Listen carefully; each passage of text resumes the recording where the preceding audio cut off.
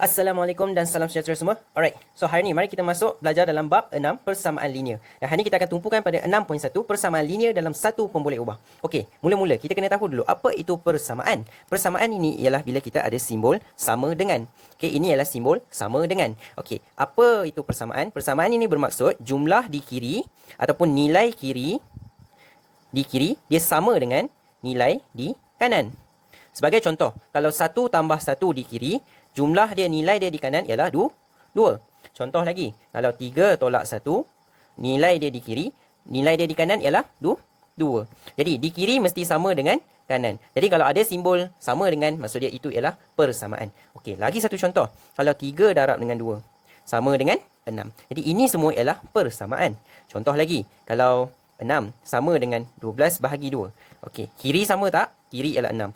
Jumlah di kanan 12 bahagi 2. Jadi sama. Jadi ini semua ialah persamaan. Okey, boleh. Okey, sekarang ni apa pula linear? Okey, mari kita tengok kat sini.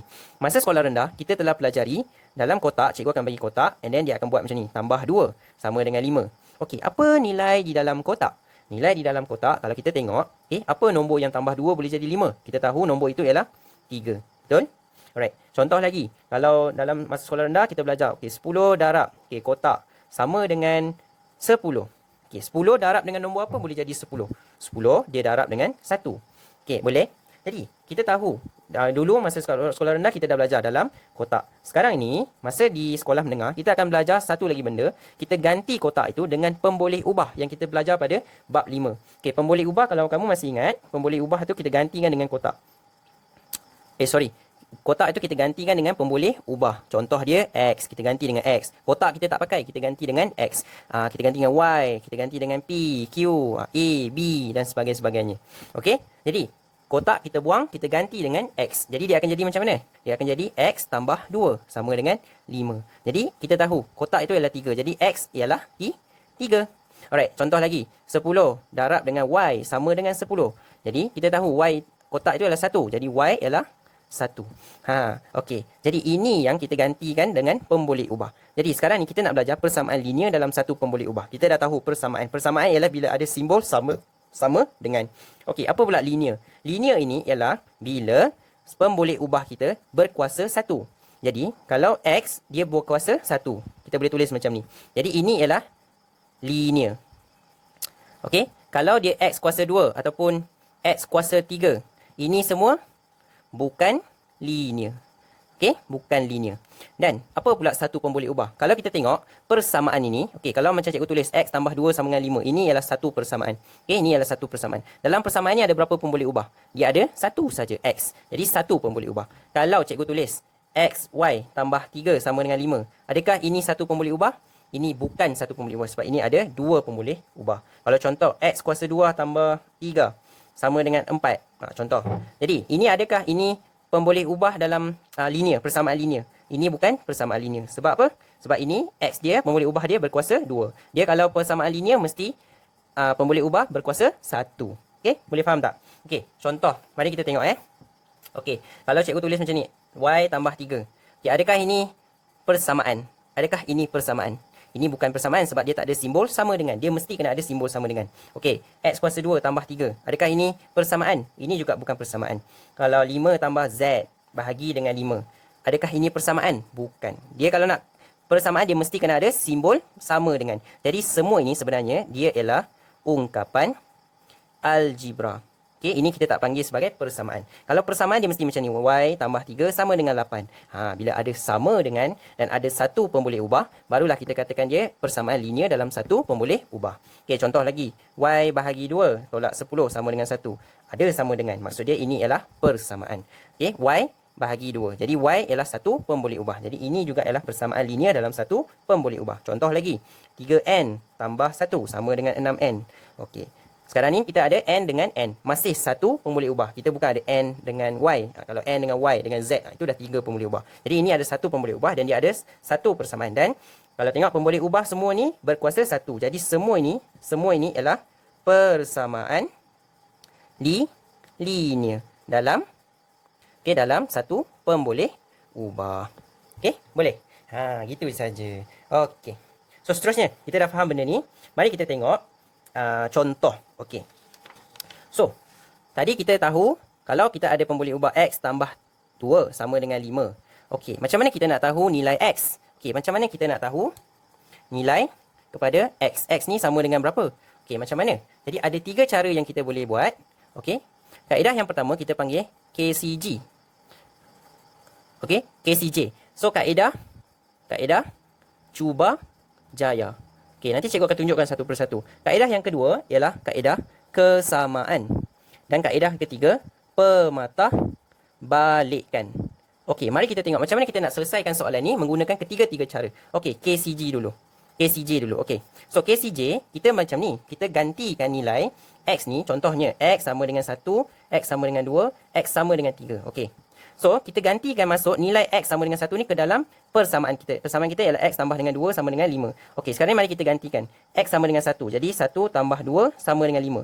Okey, 1 tambah 2, 3. Kiri tak sama dengan kanan. Jadi ini tak sama. Tak boleh. Okey, contoh. X sama dengan 2. X sama dengan 2. 2 tambah 2 sama dengan 5. Sama tak? Masih tak sama. Sebab kiri 4. Kanan 5. Tak sama. Okey. Cara yang ketiga. Kita cuba lagi. Kaedah ni dinamakan sebegini sebab kita akan cuba sampai kita berjaya. Selagi kita tak berjaya, kita cuba lagi. Cuba lagi. Okey. Sampai kita berjaya, dapatkan kiri kena sama dengan kanan. Okey. Mari kita cuba lagi satu. Okey. X sama dengan 3. Okey. 3 tambah 2 sama dengan 5. Sama tak? Kiri dan kanan. Kalau sama, kita dah berjaya. Jadi, X kita ialah 3. Ha, begitu. Okey. Kita dah jumpa nilai untuk X. X kita sama dengan 3. Alright. Kaedah yang kedua. Kaedah kesamaan. Alright. So, kaedah ni, kiri mesti, apa yang kita buat dekat kiri, kita buat juga di belah kanan. Alright, contohnya, kalau di kiri, X tambah 2 sama dengan 5. Okey, di kiri cikgu nak buang 2 ni, okay, cikgu nak X sahaja. Jadi, macam mana kita nak buang 2? Kita mesti tolak 2. Jadi, kiri tolak 2 sama dengan 5 mesti pun tolak 2. Kiri tolak 2, kanan pun tolak 2. Jadi kiri tolak 2 kita habis, kita tinggal X sama dengan 5 tolak 2 sama dengan 3. Kita dah jumpa nilai X. X sama dengan 3. Ini kaedah kesamaan. Apa kita buat di kiri, kita buat juga di kanan. Okey. Kaedah yang ketiga, kaedah pematah balikkan. Bukan patah balik pematah balikkan. Okey, macam mana tu kaedah ni? Okey, kaedah ni kita kena ingat dia macam ni. Apa yang kita, okey, kalau dia pindah tempat, contohnya lelaki, kalau pindah tempat dia jadi perempuan. Kalau perempuan pindah tempat dia jadi lelaki. Kalau tinggi pindah tempat dia jadi rendah. Kalau rendah pindah tempat jadi tinggi.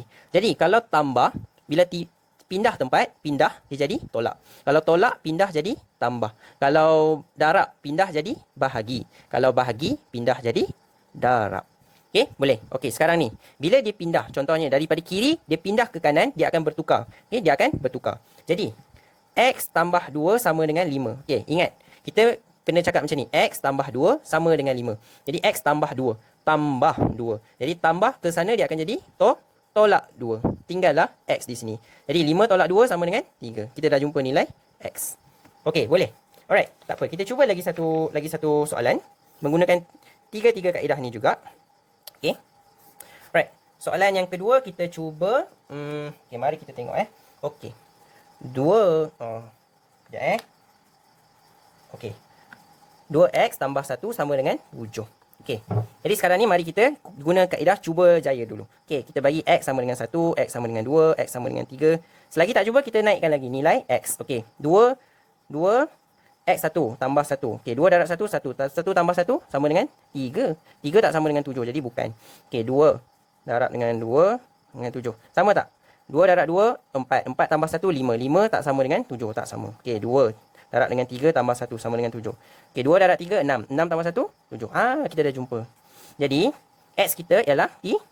Okay, ini ialah kaedah cuba jaya. Okey, sekarang ni mari kita cuba kaedah kesamaan. 2X tambah 1 sama dengan 7. Okey, kiri kita buat apa? Kita nak buang 1. Kanan pun kita buang 1. Jadi, 2X tambah 1, kita tolak 1 sama dengan 7, tolak 1. Jadi, tambah ni dia akan cancel, dia tinggal 2x. Okey, 7 tolak 1 sama dengan 6. Okey, sekarang ni 2x kita nak buang, 2 darab. Jadi bila nak buang kita bahagikan dia dengan 2. Kiri bahagi, kanan bahagi. So tinggal apa? Tinggal x sama dengan 6 bahagi 2 sama dengan 3. Dah kita jumpa. Ini kaedah kesamaan. Dan yang kaedah yang ketiga ialah pematah balikkan. Okey, 2 darab x tambah 1 sama dengan 7. 2x tambah 1. Jadi tambah dulu kita nak buang. Kita ingat Benda yang paling last kita sebut, yang kita buat dahulu, kita patah balik. 2x tambah 1. Jadi ini yang kita buat dulu. Tambah 1 pergi ke sana jadi tolak 1. Tinggallah 2x. Okay, 7 tolak 1, 6. 2 darab x. 2 darab. 2 darab pergi ke sana jadi bahagi 2. Okay, tinggallah x sama dengan 3. Boleh? Itu kaedah dia untuk cuba jaya, kesamaan dan pematahbalikan. Ingat, kalau pematahbalikan, benda yang paling akhir kita sebut, itu yang kita pindahkan dulu. Bila pindah, dia akan bertukar. Kalau kesamaan, apa yang kita buat di kiri, kita buat juga di kanan. Kalau kaedah cuba jaya, dia lama sikit sebab kita tak tahu apakah nilai x. So, kita kena cuba sampai kita berjaya. Selagi tak berjaya, kita cuba lagi. Okay, so itulah maths. Okay, jadi jangan give up. Terus cuba dan berjaya dalam kehidupan kita. Alright, so kita akan jumpa lagi pada video yang akan datang. Okay, bye-bye.